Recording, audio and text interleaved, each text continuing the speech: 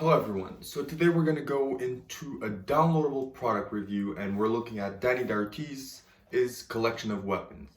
So before we start the review, as always, I'll give you guys what it is and the price and where to get it.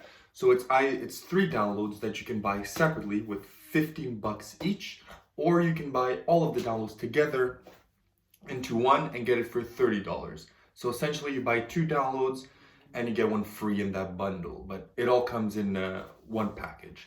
So that's what you get. You can buy it at any dealer that offers downloads that I know from. If my local dealers offer it, probably yours do too.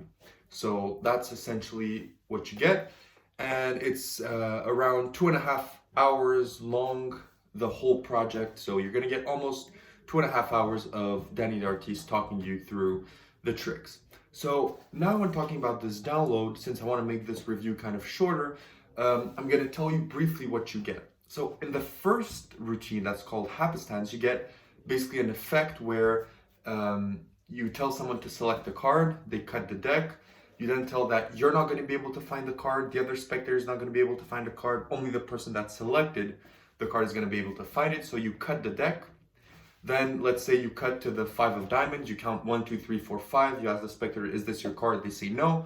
The second spectator does it, let's say they cut to the 8 of spades, they count 1, 2, 3, 4, 5, 6, 7, 8, you show the card, is that your card? They say no, you say perfect, now you cut, let's say they cut to a 3, you go 1, 2, you take the third card, you say what was the card? 2 of hearts, and you show the 2 of hearts. So that's essentially the first routine. And what I'm going to say now is applicable to all the other tricks. Is that this is the main routine that you get. But similar to what Opus by Garrett Thomas teased, kind of the idea, is that you get everything that preceded the creation of that trick. So for happenstance, you get probably 4, 5, 6 other tricks. I didn't really count them because essentially he explains them in order for you to understand how he came to the final trick. And he explains to you numerous other tricks. Maybe you prefer one of those than the actual trick. So you kind of get the history of the trick and the evolution of it through his career to end up with the final product. And that's applicable to every other part of the download that you get. So for example, for the third weapon, Echo, that's in the trailer he shows you a kind of a card stab to location.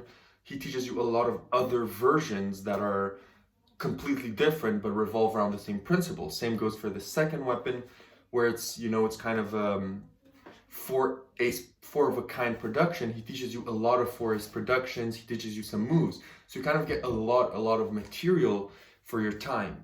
So now that you kind of understand everything and you understand the routines, there's not much to say about a Dani Daortiz product. If you don't already own one, you kind of know what you're getting.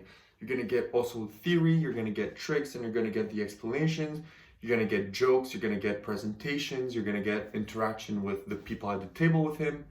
So you're getting quite a lot of stuff for this download. But the one thing that I'm going to point out is that one thing I didn't quite like is the fact that for the last trick that he teaches you, he kind of goes way too fast over it.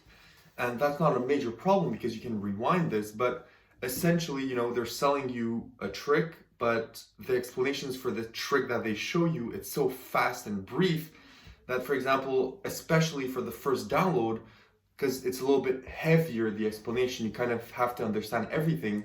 It was kind of overwhelming at the end because he explains to you everything that goes through the trick and through the other versions, so you kind of understand what's going on. But then at the end, he kind of goes like, okay, perfect. So now you take that, you cut it here, you do this, you cut, and that's the trick. Thank you very much. We ran out of time. And, that kind of, I was like, whoa.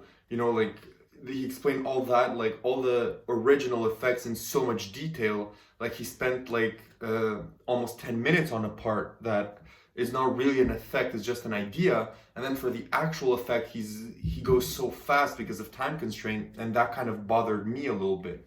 And eventually I managed to rewind it 2 or 3 times to make sure I understand and it works. And then I understood the trick. But I feel that I would have preferred he goes a little bit faster on the previous ideas and the things that he did in the past that he still does, but not necessarily still do, and focus a little bit more. I'm not talking half the video to be just on this trick, but instead of taking 5 minutes, maybe take 10 and cut a little bit from the previous ones. And that applies, I think, mostly to just the first download, because the other downloads are a little bit more proportional and you get a little bit more clear explanation of the tricks, but it still goes really fast on the trick they sell you, because he goes really in depth in the other ones. And as myself and many other people, once he starts talking, he gets sidetracked and he doesn't really focus on the main ideas. So I understand that, but it's just something to point out. But essentially the routines, they're workable. The last weapon, Echo, you don't need anything, you just need a normal deck. It could even be shuffled. For the second routine, you kind of need to do some false shuffling, and for the first routine you need some preparation. So he teaches you ways to do it on the fly, but you're going to want to do it most probably for the best effect. You're going to want to have it prepared when you come to present the effect. It is possible to put it on the fly, completely possible. For example, if you want to do 1 or 2 tricks before, you can set it up during the tricks, but if you want to go directly into the trick, you're going to need to have it prepared. So that's going through a little bit some important things that I think you should know if you want to perform these. So it's not really someone gives you a shuffle deck and you're going to be able to do them. So not all of them. The last one for sure, but not the other 2. So now on level of difficulty, it really depends how you want to approach it. For example, again, the first download, if you want to perform it, if you want to come with everything already prepared and do the trick, it is still a little bit difficult because you need a little bit audience management, because we all know if you tell to someone cut a small packet of card, usually you're expecting around 5 to 10 cards, but we all know someone that's going to say you cut a small packet of cards and they're going to cut this much and the trick is going to fail. So it does require some audience management a little bit to make sure, but you can play around with it. So for example, if you want to do it one-on-one, it's super easy. You cut a little bit more, they cut directly, and everything works. If you want to do it with 3 people, it requires a little bit more audience management. So if you want to do it with 2 people, it's a lot easier, but if you want to do it with 3 people to make it even more impressive, you're going to need a little bit of audience management and free working through the routine, because there are some things when I performed it and trained it a little bit that kind of needed some fixing and some thinking on top of my head to make sure that the trick works. So that's just for that. For the second trick, again, it's not really difficult, but you do need to know some card manipulation. He teaches you in super bare bones previous versions, but if you want to do the version he teaches you and you see in the demo, you're going to need a little bit more skill.